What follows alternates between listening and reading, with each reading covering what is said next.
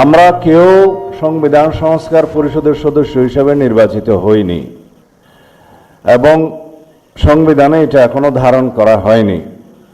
গণভোটের রায় অনুযায়ী সংবিধান সংস্কার পরিষদ গঠিত হলে সেটা সংবিধানে আগে ধারণ করতে হবে এবং সংবিধান সংস্কার পরিষদের সদস্যকে কে শপথ নেওয়াবেন সেটা বিধান করতে হবে এবং কোন এরকম ফর্ম এটা সংবিধানে নেই।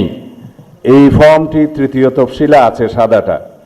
এইরকম তখন একটা ফর্ম সংবিধানের তৃতীয় তফসিলে আসবে। সেগুলো সাংবিধানিকভাবে জাতীয় সংসদে গৃহীত হওয়ার পরে তখন জাতীয় সংবিধান সংস্কার পরিষদের সদস্যদের শপথ নেয়ার বিধান করা যাবে। বিধায় আমরা এখন সাংবিধানিকভাবে এই পর্যন্ত আমরা এসেছি, আমরা সংবিধান মেনে এই পর্যন্ত চলছি এবং আশা করি সামনের দিনেও চলব। আমি মাননীয় চেয়ারম্যানের নির্দেশে ওনার উপস্থিতিতে আপনাদেরকে এই আমাদের দলীয় সিদ্ধান্তটা জানালাম। ধন্যবাদ সবাইকে।